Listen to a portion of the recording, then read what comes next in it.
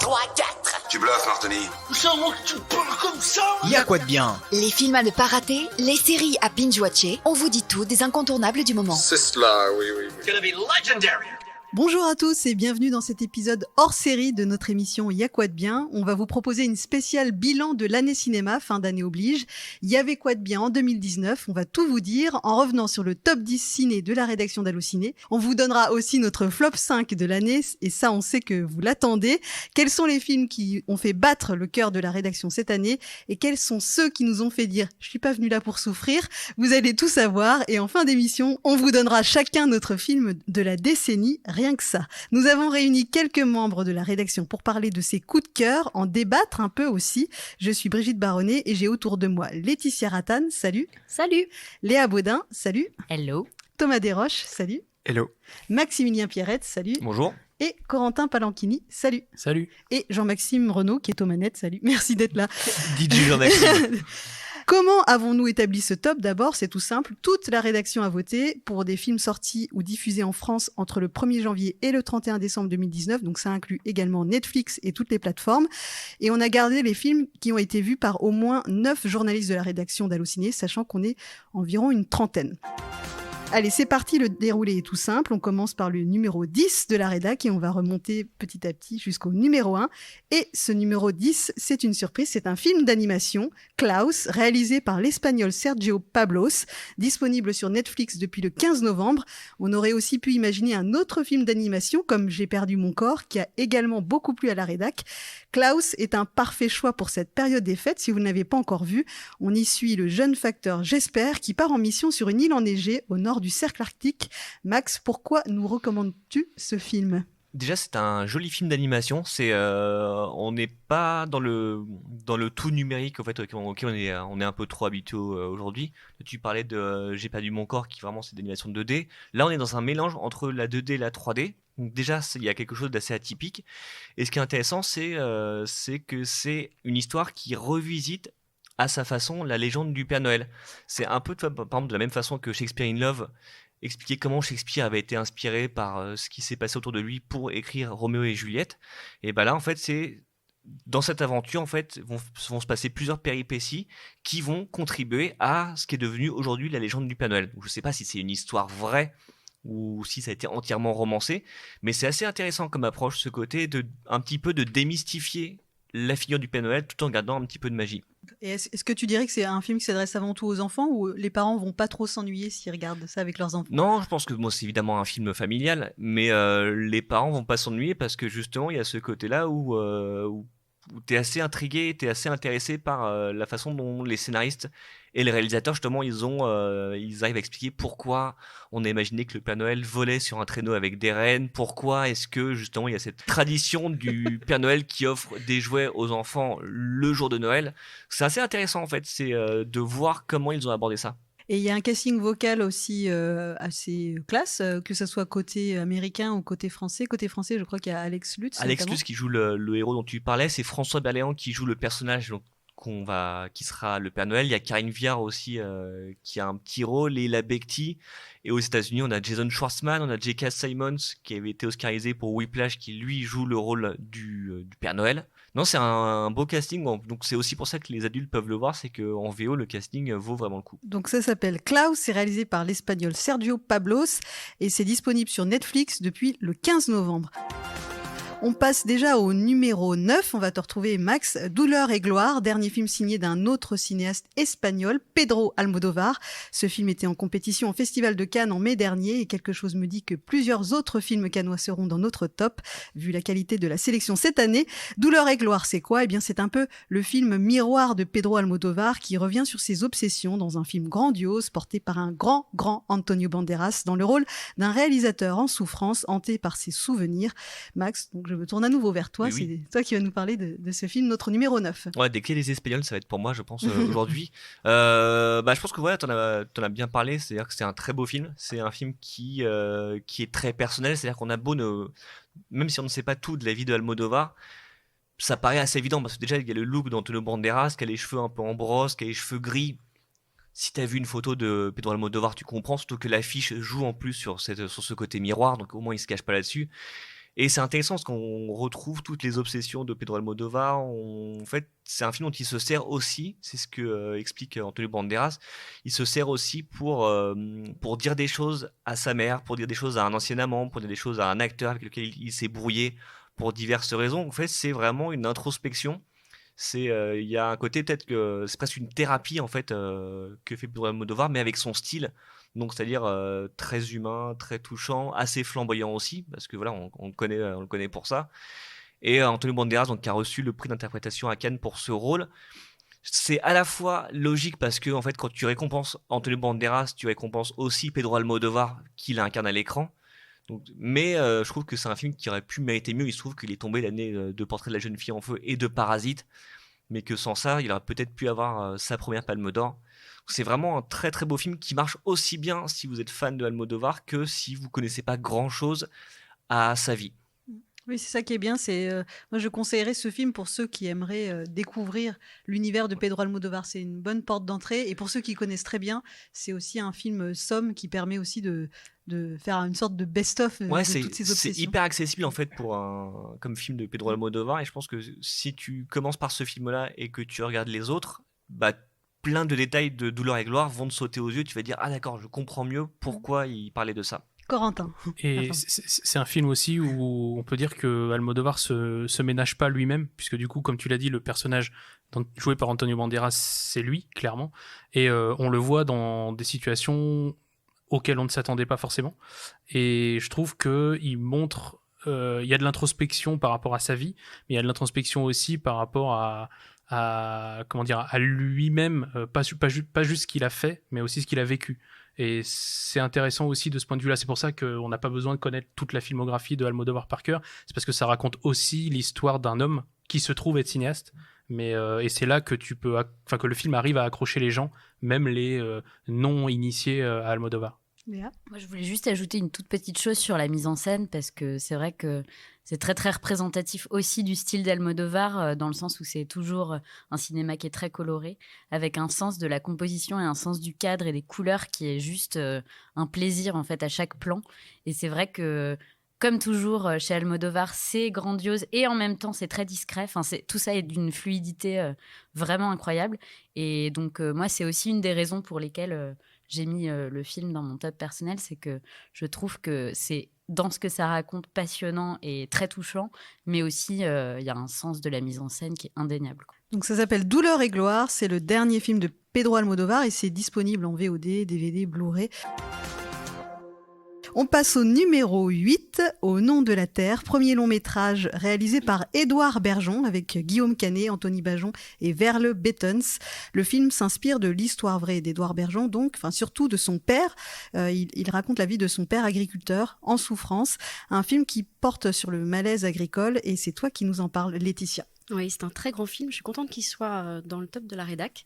C'est un film qui est puissant et très incarné. Et il est très incarné par Édouard Bergeon, qui a vu donc son père subir les transformations du monde agricole et tous les désastres qui vont avec, mais également très très incarné par un très grand Guillaume Canet. Voilà, qui j'espère sera récompensé. Une petite parenthèse, c'était quand même une grande année pour lui entre son film Nous finirons ensemble. Il a joué pour Assayas. Enfin, il a eu pas mal de films cette année. Voilà, donc petite parenthèse, peut-être qu'il sera nommé juste à ce titre parce qu'il y a eu pas mal de films. Bah, ce serait pas mal. Et surtout qu'il est vraiment, il est assez jusqu'au boutiste dans sa façon d'incarner le rôle. Bon, déjà, voilà, physiquement, il y a une vraie transformation de Guillaume Canet que vous découvrirez. Voilà, il joue le rôle d'un homme vraiment déterminé, abîmé par le système. En fait, c'est une vraie saga familiale. On voit vraiment l'évolution de ce personnage, de sa rencontre amoureuse. Il devient père et toutes les difficultés. Au début, la prospérité, puis toutes les difficultés qu'il rencontre face aux dérives du monde agricole. Et c'est extrêmement fort. On a rarement vu, je trouve, le monde agricole filmé avec autant d'acuité, de puissance, de dureté aussi. Voilà, c'est un film qui m'a assez choquée, perturbée, ébranlée. Voilà, j'y pense encore aujourd'hui.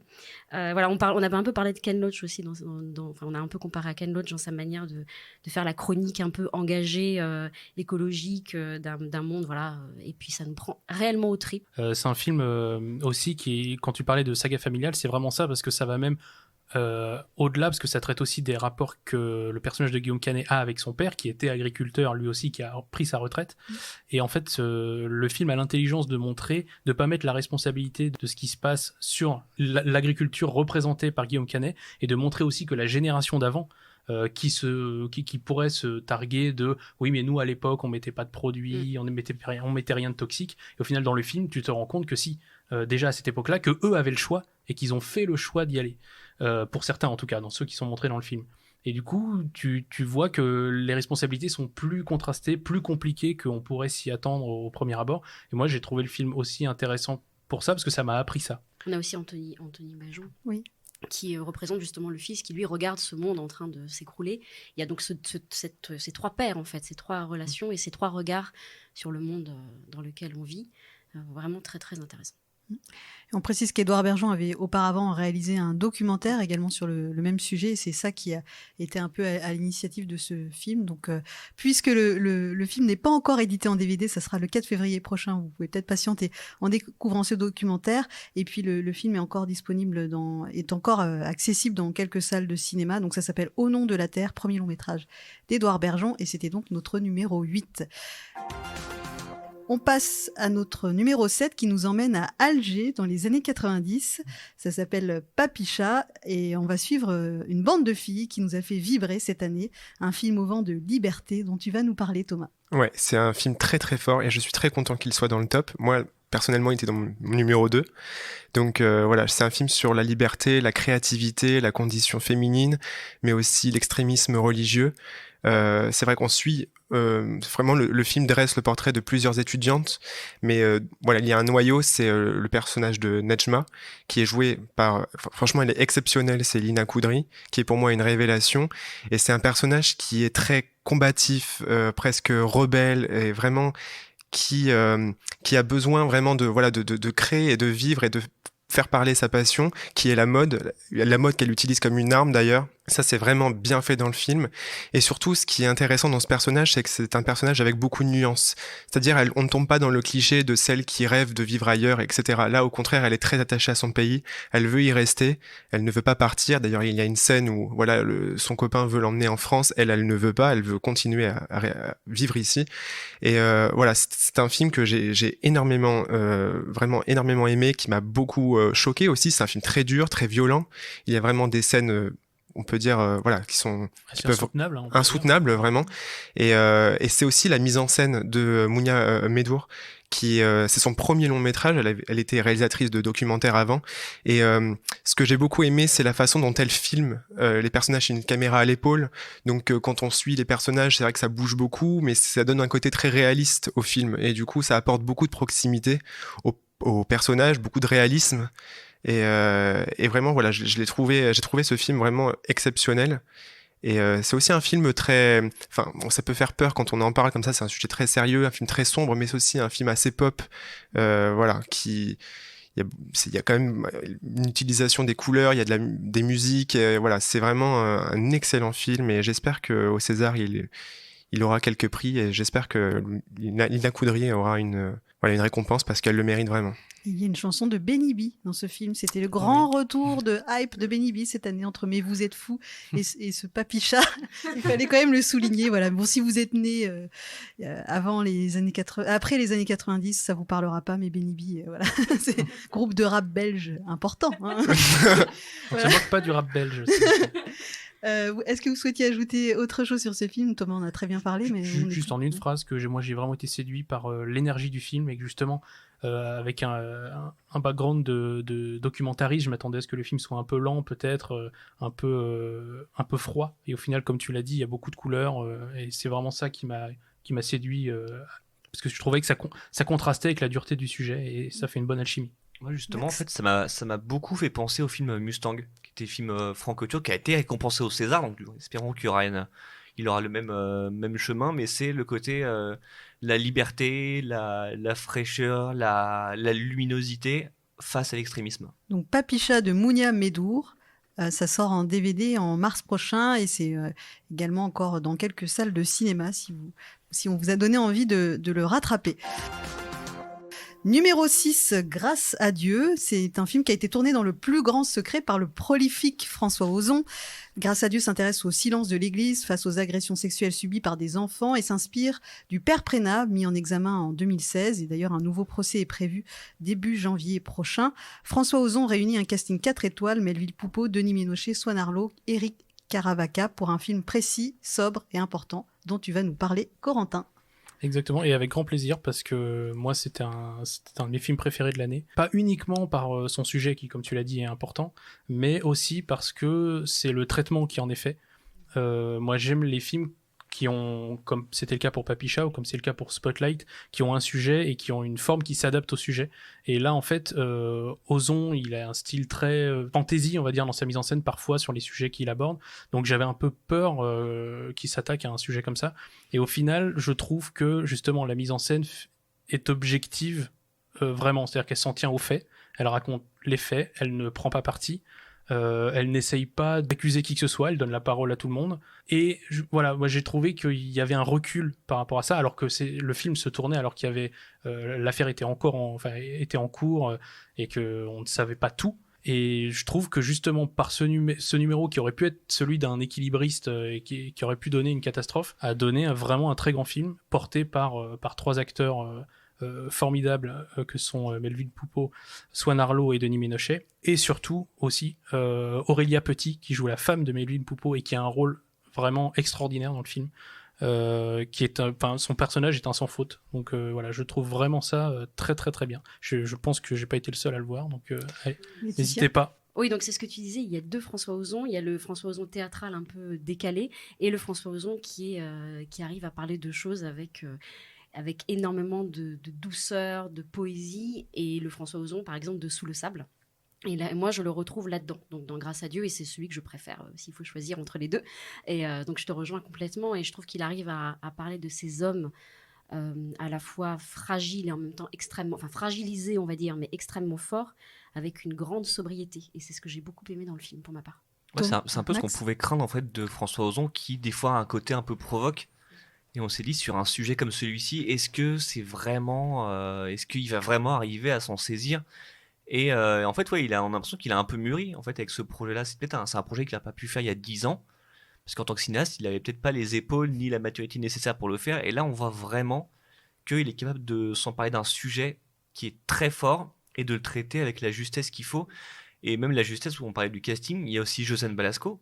On est habitué à la voir dans des comédies un peu fainéantes et plan-plan où elle est bonne parce qu'elle a un bon timing comique.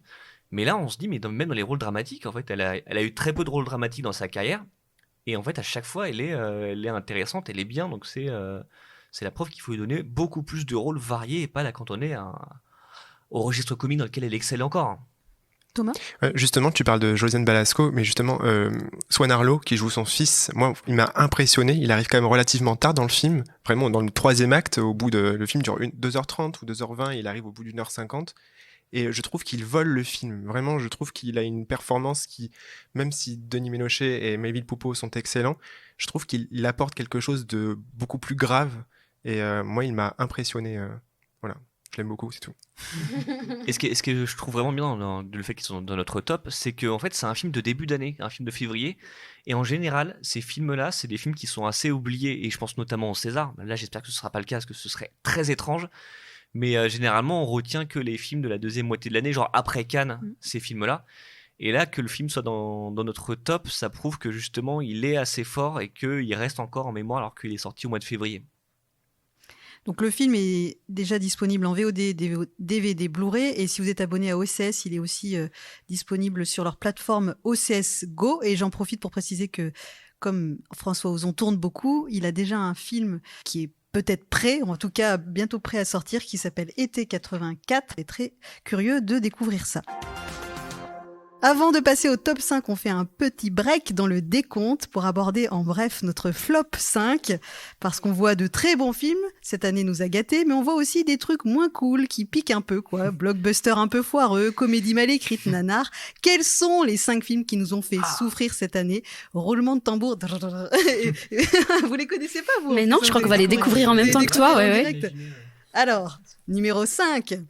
Ibiza d'Arnaud Lemort Ouais. avec Christian Clavier. Alors, donc là, je sais pas si tout le monde a vu ces films, mais J'ai vu Ibiza, Ah. je confirme qu'il a toute sa place dans ce classement. Je me contenterai de ça. Numéro 4, un autre film avec Melville Poupeau qui a été sorti juste avant Grâce à Dieu. Ça s'appelle Une jeunesse dorée. C'était réalisé par Eva Ionesco. Est-ce que certains d'entre vous l'ont vu? Oui. Oui, moi Oui, aussi, je l'ai vu. aussi.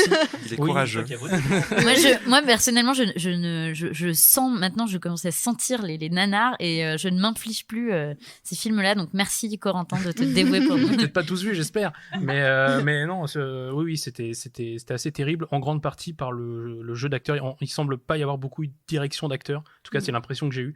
Peut-être que je me trompe, mais je me suis vraiment dit, ça sonne pas mal faux comme Oui. jeu. Donc, c'est dommage. Numéro 3, on retrouve une autre comédie française et je sens, Corentin, que tu l'as vu. Vous le faites exprès. Ça s'appelle All Inclusive de Ah Fabien oui. Antoniente. Bien Qui l'a sûr que je vu l'ai vu. Ah, mais Que Corentin, toujours, moi aussi, eh ben, je l'ai vu. ouais. Non, mais je veux bien dire un petit mot dessus. C'était donc, pour resituer, c'était le nouveau film de Franck Dubosc, du réalisateur de Camping. Et c'est un peu camping dans le hall inclusive. Vous savez ce que c'est, hein, c'est des espèces on va dire de pack voyage où tout est compris. C'est absolument raté et même François-Xavier de Maison, que j'aime beaucoup, a quelques répliques, mais rate aussi le coche. Et on en parlait tout à l'heure, il y a Josiane Balasco et Thierry Lhermitte qui sont sous-exploités, qui ont une scène en commun, mais ils ont des rôles très très caricaturaux et dont on peut largement se passer. Oui, il y a une tentative de réunir deux acteurs emblématiques des bronzés et Ouais. en fait on se dit quel gâchis parce que Ah, complètement, voilà, ouais. c'est une sorte de sous-bronzé, voilà, mal écrit et voilà, bon, vous pouvez vous épargner ce film. Encore une comédie française en numéro 2, Tanguy le retour d'Étienne Châtilliez. Bah, je l'ai pas vu celui-là. Max l'a Ça, vu. c'est moi qui dis ce que je me suis dit depuis le début. On est sur le top 5 de Corentin, là. C'était un peu étrange. Oui, non, j'ai vu ce film, malheureusement, j'ai envie de dire. J'avoue que j'y croyais assez moyen parce que j'ai un peu le sentiment que le cinéma de Étienne Châtilliez, qui avait réalisé La vie est un flot tranquille, c'était un cinéma des années 90 et qu'il n'a pas évolué avec, et ça se sent sur le Tanguy le retour. On a un peu l'impression que le film a été fait pour des mauvaises raisons. C'est qu'en gros, tous ces films ont foiré, donc il s'est dit je vais refaire mon dernier succès. Et non, pas du tout. Et le film est daté, il est complètement raciste sur certains points. Le seul truc que je sauverais, entre guillemets, c'est que André Dussolier et Sabine Azéma sont bien, sauf que leurs rôles sont pourris. Vraiment, ils deviennent. En fait, tout le monde est insupportable dans ce film. C'est que parce que au moins eux, t'arrivais à les comprendre un peu dans le 1, même s'ils étaient méchants. Mais là, c'est vraiment de la méchanceté un peu crasse. Et puis Tanguy est relou. Puis voilà, puis le côté, le phénomène. En fait, à une époque, Châtilliez, il arrivait à saisir un peu des phénomènes de société. Et là, c'est une pièce de boulevard. Mais une mauvaise pièce de boulevard. Donc, non, vraiment, je comprends sa place ici. Et le numéro 1, je crois que personne ne l'a vu autour de la table, c'est Hellboy de Neil Marshall. Ah si, Max, ça va, voilà. Ah super, ouais, bon, bien merci, tu es là. Oui, je suis content de savoir que je suis pas le seul à l'avoir vu, parce que je pense pas que je sois le seul à l'avoir noté. Et voilà, c'est un reboot donc des films. Enfin non, il y avait eu les films de Guillermo del Toro, et là c'est une nouvelle adaptation parce que c'est adapté de comic books. Et c'est un truc qui est fait n'importe comment, vraiment. Ils ont voulu jouer sur le côté, c'est un peu gore, c'est classé R aux États-Unis, c'est-à-dire interdit au moins de 17 ans non accompagné. En France, ça devait être interdit moins de 12 ans. Mais c'est du gore un peu déjà moche parce que c'est des images de synthèse, c'est du gore complètement gratuit. Sur la bande son est un peu assourdissante parce que c'est vraiment du heavy metal. Tout est fait, mais n'importe comment. Tu te demandes comment ils ont fait ça.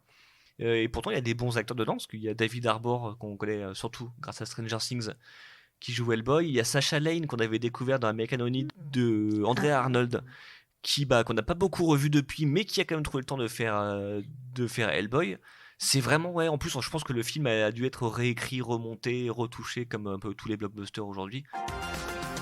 Alors, on revient à notre top 5 et on retrouve à nouveau un film Netflix avec The Irishman de Martin Scorsese, avec un des plus gros castings bonhommes de cette année, Robert De Niro, Al Pacino, Joe Pesci et Harvey Keitel. The Irishman est une fresque, une saga sur le crime organisé dans l'Amérique de l'après-guerre, racontée du point de vue de Frank Sheeran, un ancien soldat de la Seconde Guerre mondiale, devenu escroc et tueur à gages, ayant travaillé aux côtés de quelques-unes des plus grandes figures du XXe siècle. Corentin, c'est l'un de tes coups de cœur de cette année. Oui, Oui, absolument, parce que le film dépasse le cadre de simplement réunir un casting qu'on n'avait pas vu réuni depuis longtemps et de tenter de les rajeunir. Alors, parce qu'en plus, le rajeunissement, bon, c'est très subjectif. On peut trouver ça raté, on peut trouver ça réussi. Ce qui est objectivement, je pense, réussi dans le film, c'est la mise en scène de Martin Scorsese, qui vraiment, là, montre que cette décennie a été une de ses grandes décennies à lui. Parce que en peu de films, il a réussi à vraiment faire quelque chose de fort. Et ce qui est fort avec The Irishman, c'est que c'est pas juste Scorsese qui dit tiens, je vais refaire un film de gangster comme à l'ancienne et puis on verra bien, ça risque de cartonner parce que les gens aiment bien ça de moi. Et non, on est vraiment sur un film qui pose un nouveau regard sur le film de gangster, qui pose un regard de quelqu'un qui a l'âge de Martin Scorsese, qui a eu du recul par rapport à ces films comme Casino ou Les Affranchis, et qui là te montre que le temps a passé et que parce que le temps a passé, sa vision du gangstérisme des Italo-Américains a évolué aussi. Et le film est, je trouve, vraiment là-dessus, et notamment à travers le personnage de De Niro, qui n'est pas paradoxalement le personnage forcément le plus fort du film, ou le plus réussi, mais c'est son arc narratif qui est vraiment... qui permet de voir tout ce que Scorsese voulait montrer. Et à la fin du film, qui montre le personnage de Frank Sheeran, donc De Niro âgé, il y a une sorte de conclusion de Scorsese qui dit des choses, je ne spoile pas, qui dit des choses sur lui-même, qui dit des choses sur ce que lui veut pour la suite de sa vie. Voilà, j'ai trouvé ça formidable parce qu'on n'aime rien tant que les cinéastes qui parlent d'eux dans leurs films, à travers même des histoires de fiction. Et en ça, le film était pour moi parfaitement réussi. Donc c'est The Irishman, réalisé par Martin Scorsese, et c'est disponible sur Netflix. C'est Netflix toujours, avec notre numéro 4, ça s'appelle Marriage Story. Ça raconte l'histoire d'un metteur en scène et sa femme, comédienne, qui se débattent dans un divorce exténuant qui les pousse à des extrêmes. Ce metteur en scène est joué par Adam Driver, sa femme comédienne est jouée par Scarlett Johansson. Ça raconte plus ou moins l'histoire de Noah Baumbach, le réalisateur de ce film, qui donc revient après notamment les Bergman se séparent, qui parlait déjà donc de divorce, de Frances Ha et plus récemment de Meyerowitz Stories, New and Selected. Et c'est toi, Léa, qui va nous parler de ce film Marriage Story. Eh ben, gros coup de cœur pour ce film que je n'attendais pas du tout. En fait, je l'ai un peu découvert au moment où il sortait sur Netflix, donc je me suis dit ça m'intrigue. Et c'est vrai que le film, alors est très très réussi. C'est vrai qu'on avait un peu l'habitude d'un Noah Baumbach pas timide, mais qui nous offrait des films un peu normcore. Très, très chouette, mais sans plus, j'ai envie de dire. Et là, c'est un très grand film.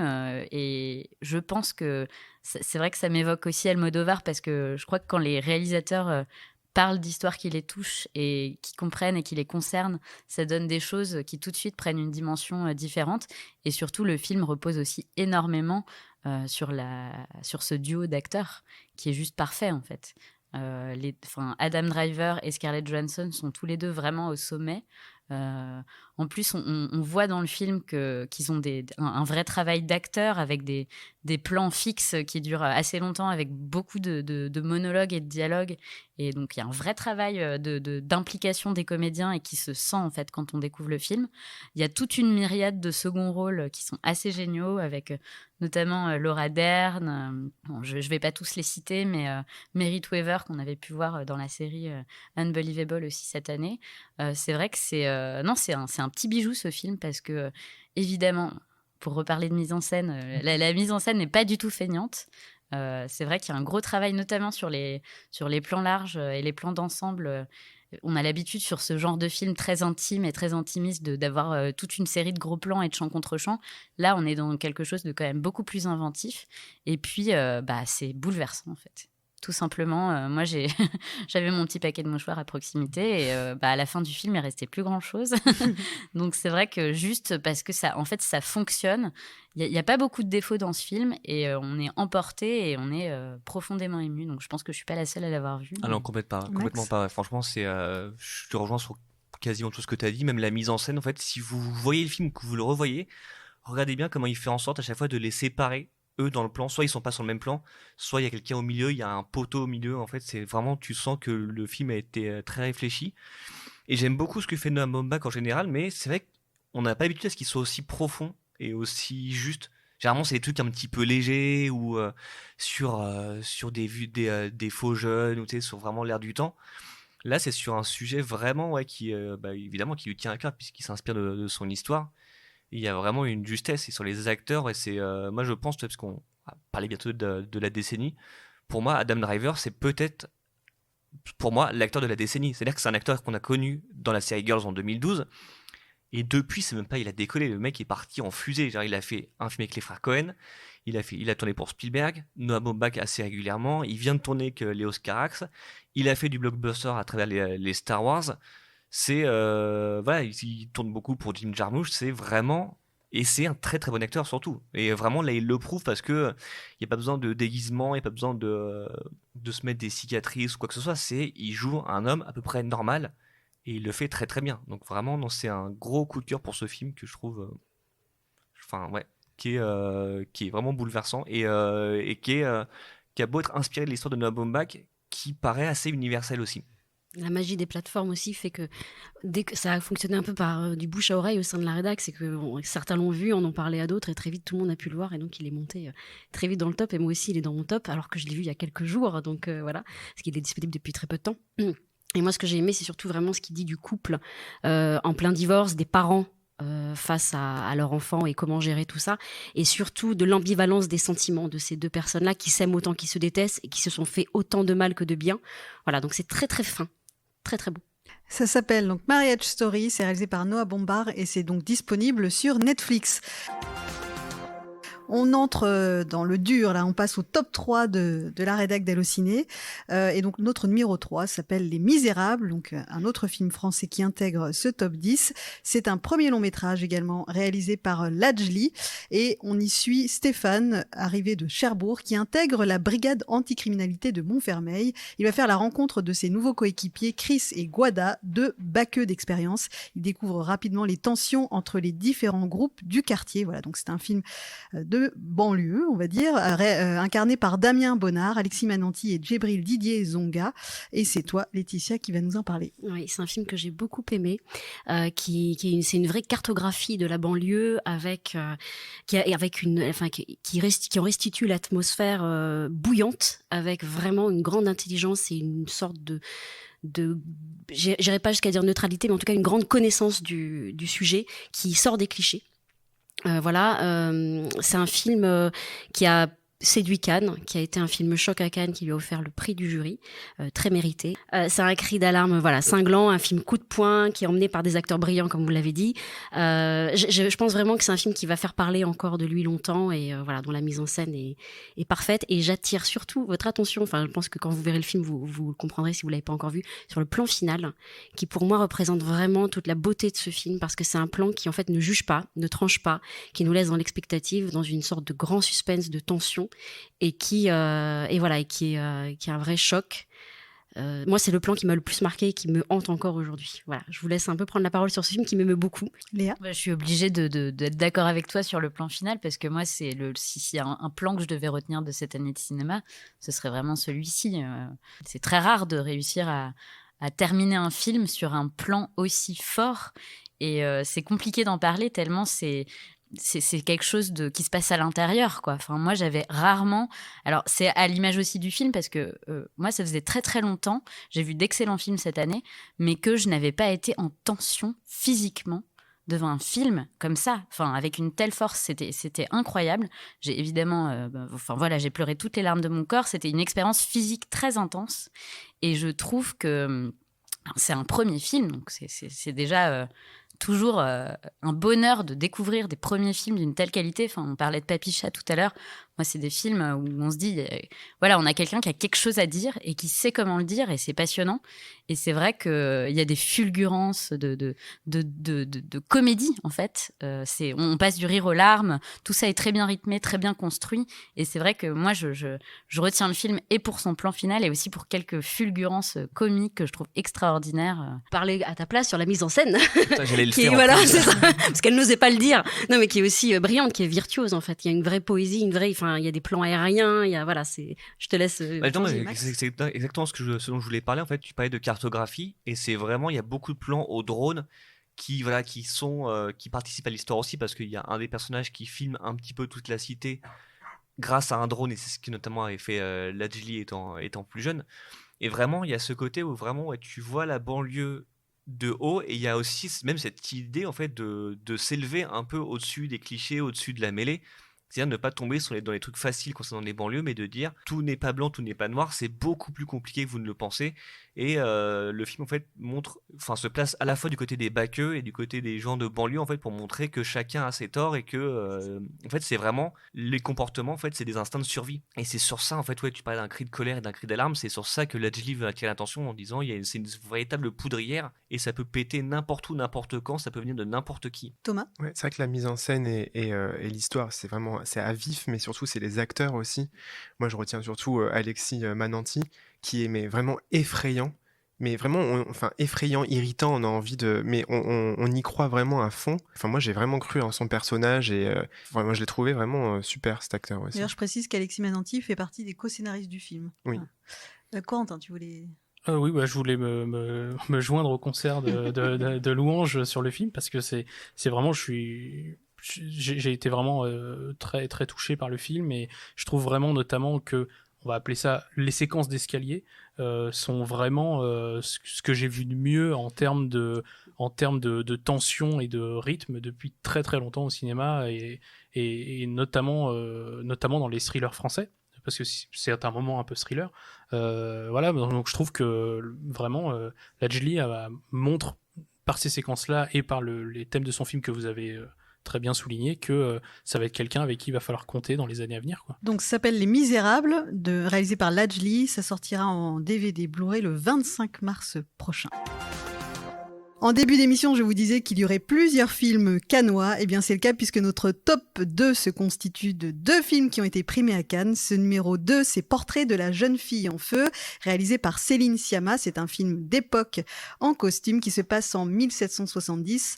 On y suit Marianne et Héloïse. L'une est peintre, l'autre est une jeune femme qui vient de quitter le couvent. Et cette peintre va donc devoir peindre à son insu cette jeune femme qui vient de quitter le couvent. Eh bien, c'est toi, Léa, qui va nous parler de ce film Portrait de la jeune fille en feu. Alors, c'est compliqué parce que c'est vraiment un énorme coup de cœur pour moi cette année. Je suis vraiment ravie que la rédac soit d'accord et que le film soit deuxième du top. Parce que c'est, si je devais choisir un mot pour résumer le film, je pense que je dirais que c'est brillantissime. C'est d'une intelligence... moi ça m'a terrassée en fait, le film m'a vraiment terrassée. Certains détracteurs du film ont pu dire que c'était un film trop froid et trop théorique, et en fait c'est tout l'inverse, c'est-à-dire que c'est avant tout un film évidemment féministe, donc voilà, on est aussi très ému du succès et de la réussite du film pour ça, parce que c'est un vrai film féministe, écrit et réalisé par une vraie féministe et incarné par des personnages féministes et des comédiennes féministes. Donc ça, c'est très important. Et surtout, c'est un film qui réinvente une nouvelle forme de cinéma qui parle des femmes d'un point de vue féminin. Et c'est vrai que, alors on a beaucoup parlé cette année du female gaze, c'est un des sujets qui a beaucoup découlé, notamment de l'affaire Weinstein et du hashtag MeToo, l'absence de représentation des femmes par les femmes dans des films produits par des femmes, etc. Mais c'est vrai que c'est des formes nouvelles et qui nous touchent, qu'on soit des femmes ou des hommes en fin de compte. Et c'est vrai que j'ai beaucoup de mal à entendre les gens qui disent que c'est un film froid, parce que on ressent encore une fois tellement de choses en regardant ce film. C'est parfois très érotique, c'est parfois très drôle. On est sans arrêt sollicité en tant que spectateur. Et puis c'est vrai qu'on s'est beaucoup arrêté sur le plan final des Misérables. Et là, la scène finale du Portrait de la jeune fille en feu, c'est une scène qui est complètement bouleversante.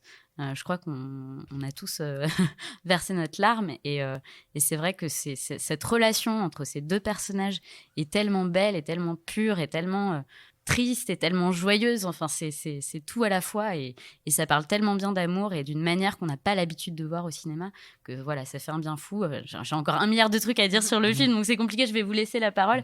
Mais moi, je suis vraiment très heureuse que ce film soit dans notre top et j'en suis très fière. Thomas. Ouais, moi je suis totalement d'accord avec ce que Léa vient de dire et c'est aussi un film d'une grande beauté et très gracieux. Vraiment, la photographie est sublime. Il y a des plans que j'ai même pas encore oubliés depuis le mois de septembre, la sortie du film en salle. Et vraiment, voilà, Noémie Merlan, Adèle Haenel, enfin parfaite. Et ouais, moi aussi, il est dans mon top, donc je suis très content. Par moment, on n'est pas loin du. C'est un cliché de le dire quand on parle de belle photographie, mais là, je trouve vraiment qu'on n'est pas loin de la peinture, en fait.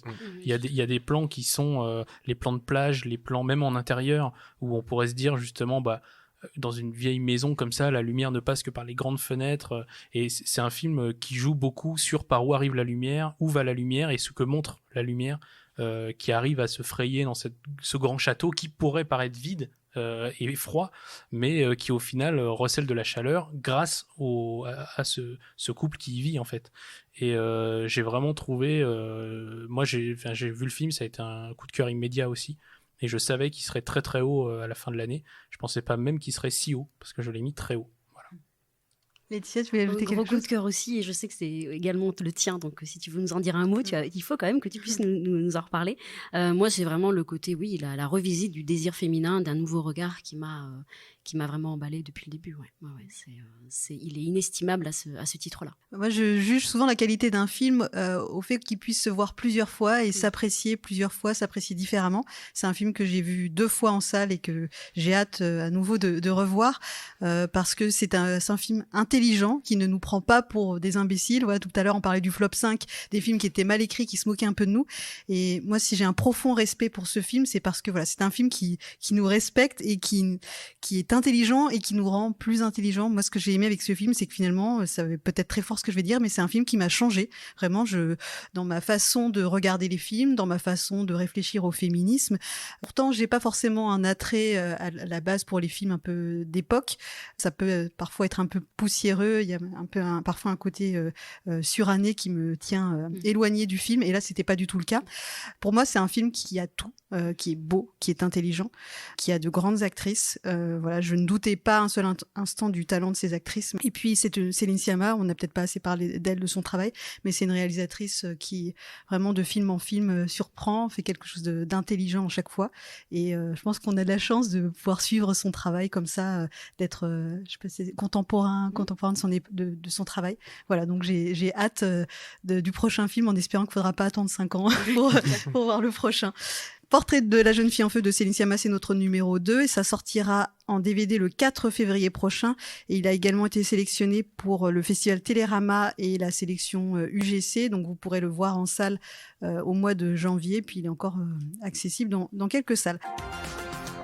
On passe au numéro 1, à nouveau un film cannois. Je pense pas que ça sera une très grande surprise pour nos auditeurs parce que c'est un film qui a été plébiscité par tout le monde. C'est à la fois un succès public, un succès critique. En France, il a fait près d'1,7 million d'entrées. Et quand on sait que c'était la Palme d'Or, c'était pas gagné, parce que souvent on associe Palme d'Or à des films confidentiels. Et là, c'est pas du tout le cas. Donc voilà, c'était une grande année cinéma, une grande année pour Cannes. Ce film, c'est Parasite, réalisé par Bong Joon-ho. Et Thomas, tu as la primeur, la chance de parler de ce film qu'on a, je crois, tous vu autour de la table, tous beaucoup aimé. Ouais, à toi. Mais tu parlais justement de non-surprise, et c'est justement ça, en fait. C'est-à-dire que le film met tout le monde d'accord, et je pense que c'est aussi parce qu'il réussit un exploit qui est rare. C'est un film d'auteur, un vrai film d'auteur, mais qui est aussi très grand public. C'est même un film à spectacle qu'on peut voir avec sa famille, avec ses amis. Et d'ailleurs, le succès parle de lui-même. Enfin, je veux dire, de telles entrées pour un film comme ça primé à Cannes, Palme d'Or, souvent ça peut effrayer les spectateurs. Et là, ce n'est pas le cas.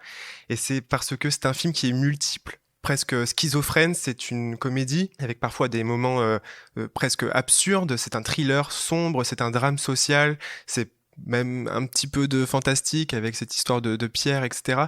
C'est un film qui a énormément de facettes. Il y a tout, en fait. Et il y a de beaux et de grands personnages. Moi, je suis vraiment fan de l'acteur Song Kang-ho, qui est vraiment excellent.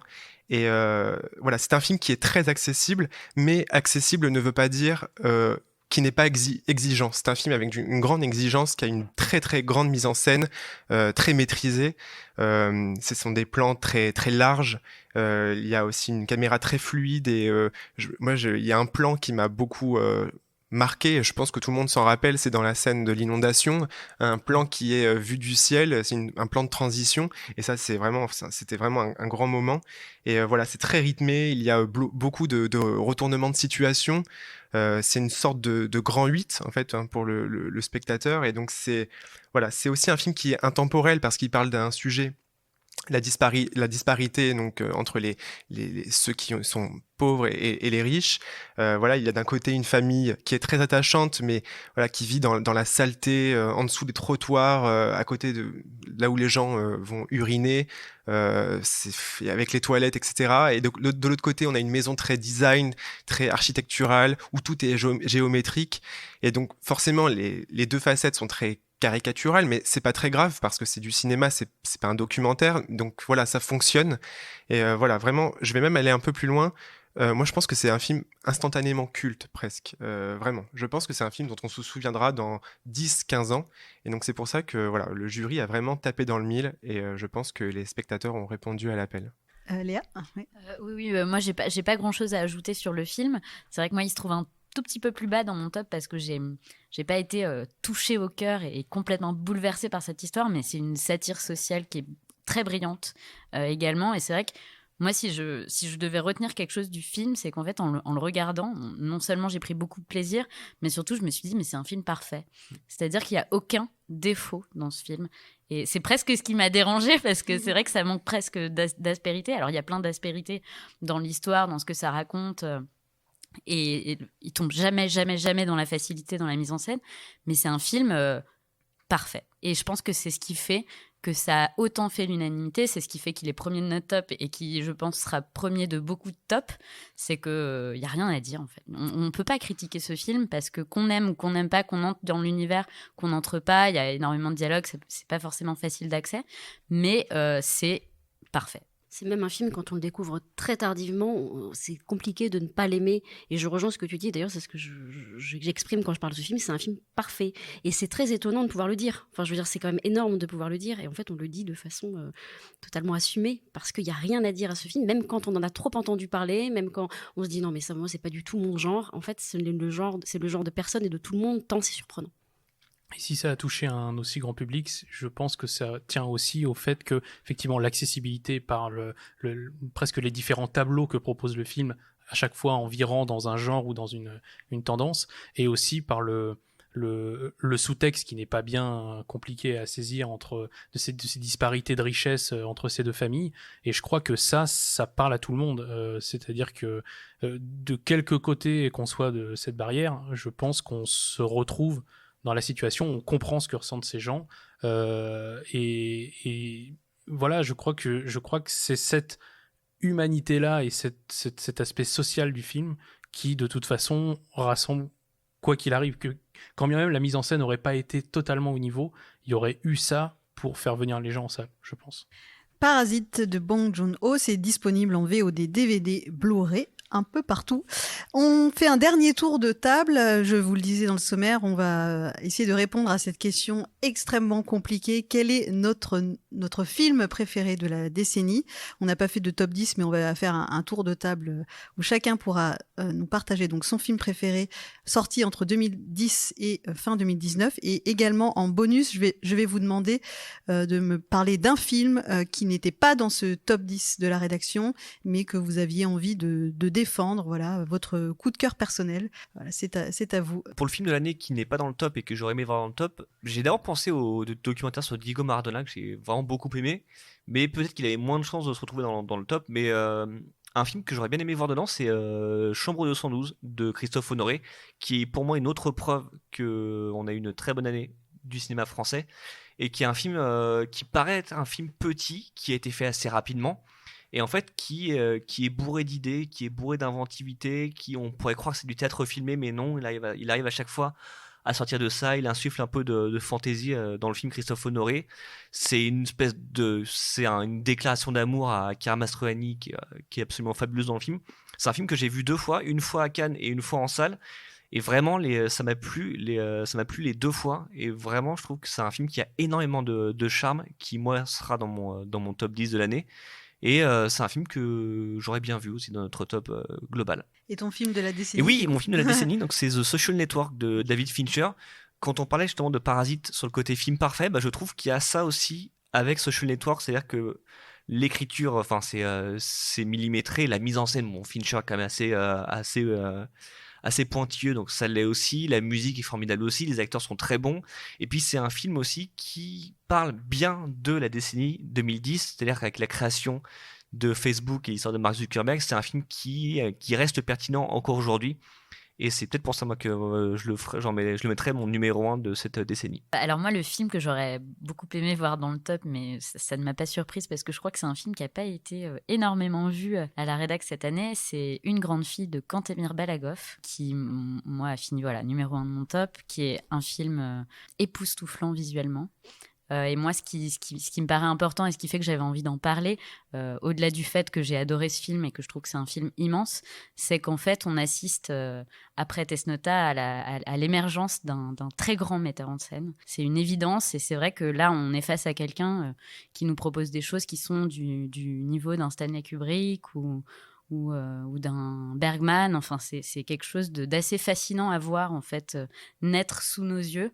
Au-delà de ça, c'est un film qui se passe juste après la Seconde Guerre mondiale dans un Leningrad en ruine et qui est centré sur 2 personnages féminins qui sont très très forts et c'est à la fois magistral visuellement et en même temps ce que ça raconte est très fin, très intelligent et vraiment bouleversant. Je crois qu'il est déjà disponible en DVD et Blu-ray et vous ne le regretterez pas parce que c'est un film important et c'est un cinéaste qui va vraiment compter.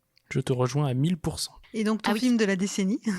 Alors mon film de la décennie, ça a été une évidence absolue, c'est Mad Max Fury Road de George Miller, qui est sorti en 2015, si je ne m'abuse.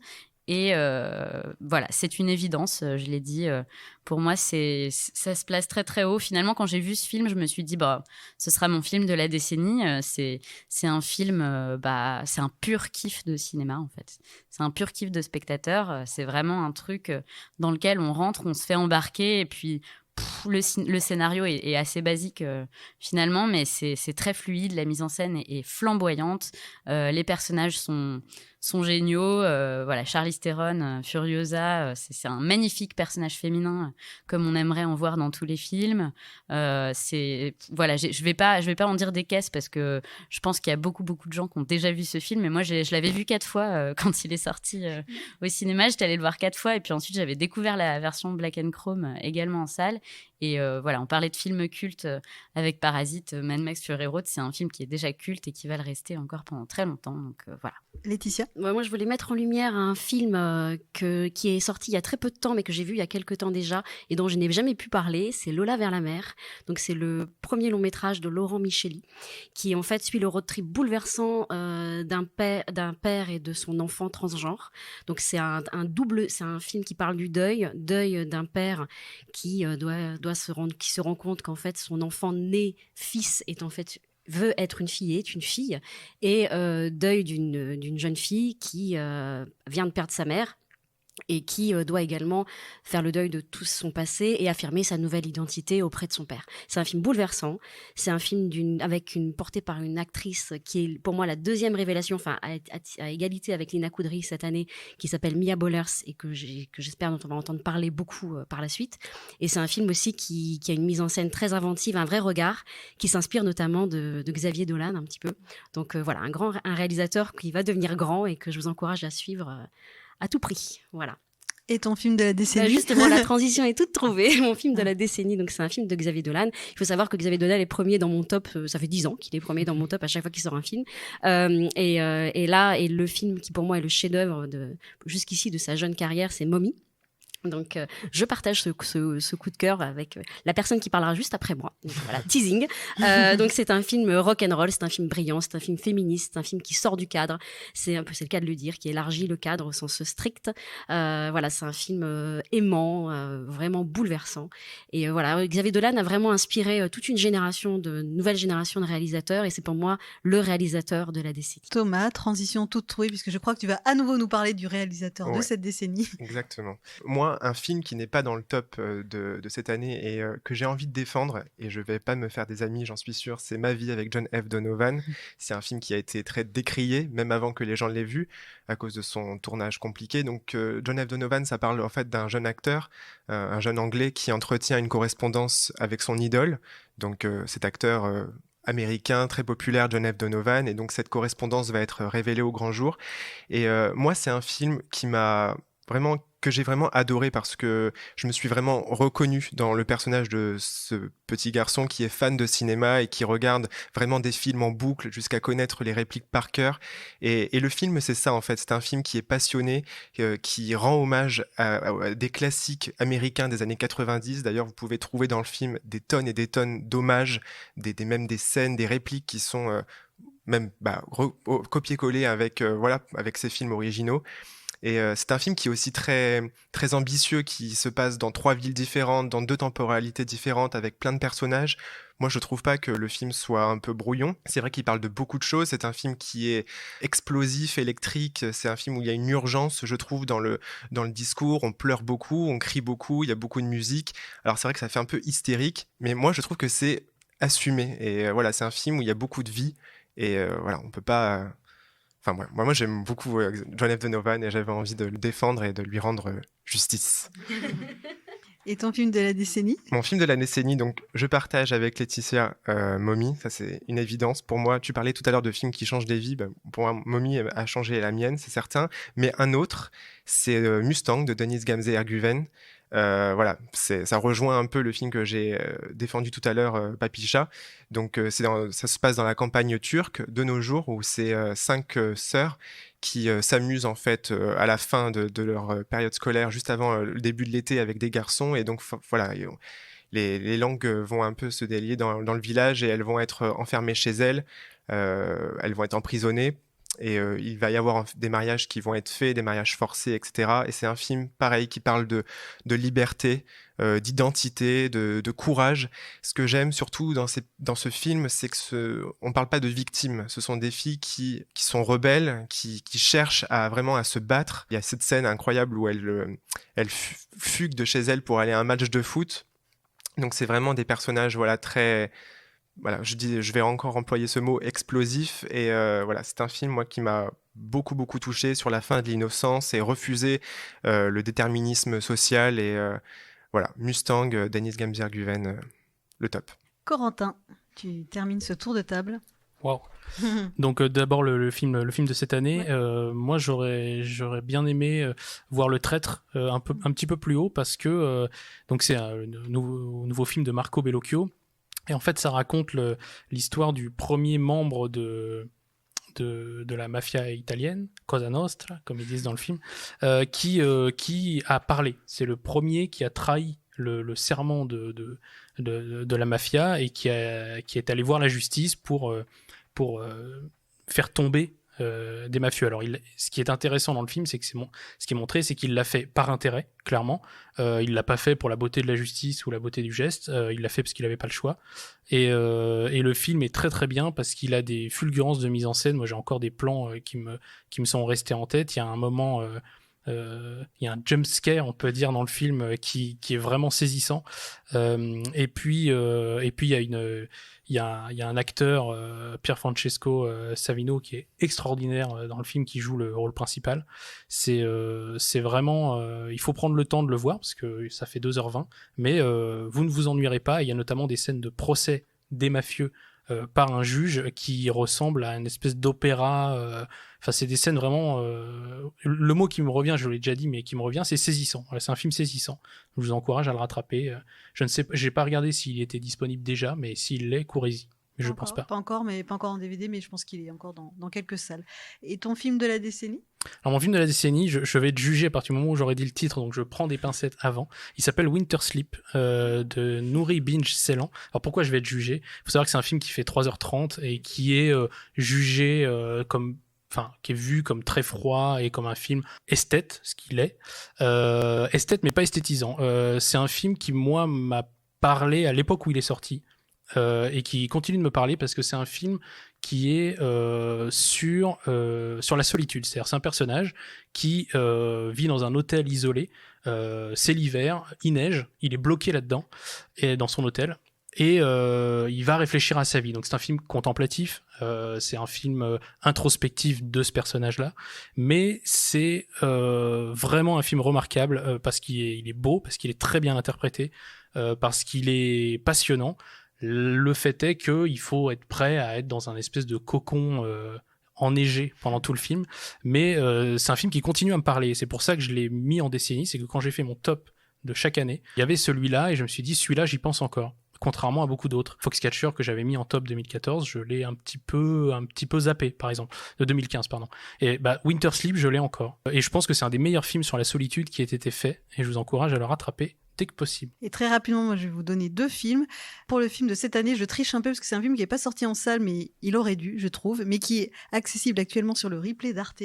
C'est un documentaire qui s'appelle Insoumise, et c'est un documentaire qui trouve un écho assez particulier puisqu'il parle de féminisme à l'époque des années 70, qui met en avant en particulier la comédienne Delphine Seyrig, qu'on connaît pas assez. On connaît beaucoup Catherine Deneuve, on connaît beaucoup Jeanne Moreau, des actrices de cette époque, mais beaucoup moins Delphine Seyrig qui a joué notamment dans d'Anne et pour François Truffaut.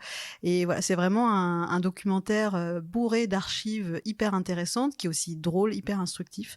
Voilà, donc ça parle de féminisme, et si tous les sujets dont il a été question ces derniers temps vous intéressent, voilà, ce documentaire disponible gratuitement sur le site d'Arte devrait trouver un certain écho en vous. Et pour le film de la décennie, j'en prends un qui justement a été tourné sur une décennie, même un peu plus. Ça s'appelle Boyhood, réalisé par Richard Linklater, qui fait d'ailleurs l'objet d'une exposition actuellement au Centre Pompidou. Si vous êtes à Paris, faites un petit crochet par cette expo. En plus, c'est gratuit.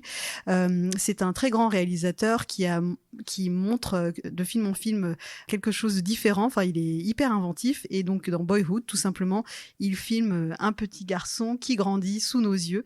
Et voilà, c'est bouleversant de voir ça en vrai, hein, sans CGI, sans fond vert. C'est vraiment ce petit garçon qui devient adolescent et jeune adulte sous nos yeux. Ça a été tourné sur 12 ans. Il y a notamment Ethan Hawke et Patricia Arquette au casting également, qui sont parfaits, qu'on voit également vieillir. Voilà, donc c'est un film sur le temps qui passe, avec des clins d'œil à la pop culture. Et je me souviens très bien de cette scène où, à un moment, ils ont une conversation en disant « Ah, et si jamais il y avait un nouveau Star Wars ?» Et en fait, ça n'était pas du tout d'actualité à l'époque où ils l'ont tourné. Et finalement, il y a vraiment eu un Star Wars. Donc c'est aussi un film un peu visionnaire. Voilà, donc je vous le conseille. Donc voilà, c'est déjà le temps de conclure cette émission. Je crois qu'on a explosé les compteurs. On voulait pas dépasser 1 heure et je pense qu'on va faire un petit peu plus. Pardonnez-nous, mais on est tellement passionnés qu'on avait envie de défendre ces films autant que possible. Voilà, c'était une très belle année cinéma. On vous encourage à avoir la curiosité de découvrir les films dont on vous a parlé, de profiter des fêtes de fin d'année pour le faire, les regarder en famille, pourquoi pas, notamment Klaus, qui est un film parfait pour regarder en famille. C'est le dernier podcast de cette année 2019, mais on vous donne rendez-vous en 2020 avec plein d'autres émissions. Et merci à tous pour votre fidélité. Merci à tous les 5 d'avoir défendu avec passion tous ces films. Laetitia, Léa, Thomas, Maximilien, Corentin et Jean-Maxime aux manettes. Merci d'avoir réalisé cette émission et on vous dit à l'année prochaine. Merci. Salut, merci. N'hésitez pas à noter cette émission, à la partager et à en parler autour de vous. L'émission est disponible sur toutes les plateformes de podcast, notamment Spotify, SoundCloud, Deezer et Apple Podcasts.